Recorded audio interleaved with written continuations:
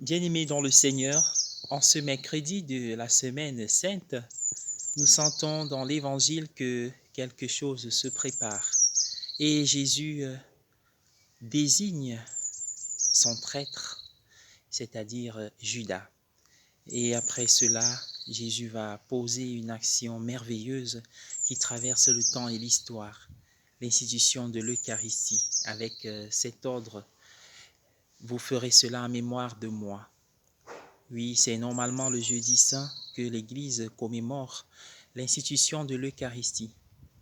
Oui, Jésus, dans l'Évangile, va tellement s'identifier au pain que celui-ci va devenir son corps, au vin que celui-ci va devenir son sang.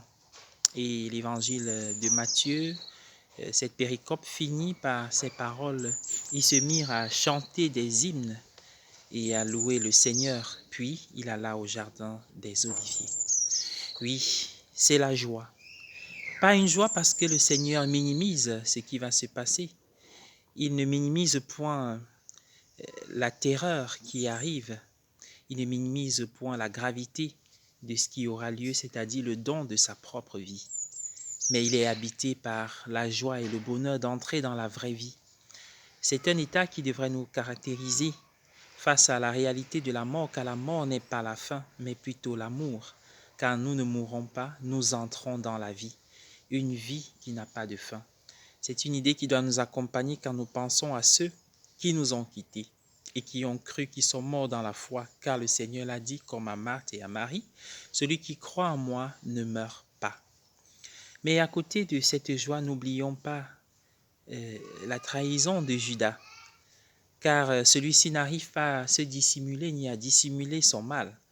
Cela nous renvoie d'ailleurs à ce qui s'est passé avec Adam et Ève dans le jardin après le péché originel. C'est pareil pour Caïn après avoir tué son frère Abel. Le Seigneur voit, il est omniscient. Il voit les pensées les plus secrètes de nos cœurs et le mal ne se dissimule pas devant lui. Mais en regardant, il continue d'aimer. Si Jésus est triste, c'est parce qu'il est triste de voir l'un de ses enfants partir très loin de lui et de manière définitive. La Semaine Sainte nous invite à nous rapprocher de Jésus, du cœur du mystère de l'amour, pour pouvoir bénéficier de ses fruits. Et c'est cette joie d'être enfant de Dieu, racheté au prix du sang du Fils de Dieu. C'est cette joie qui doit nous caractériser tout au long de cette semaine.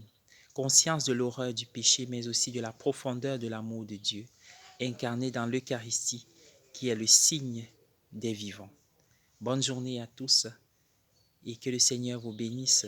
Je vous aime, le Père Omer Billy Ndangan.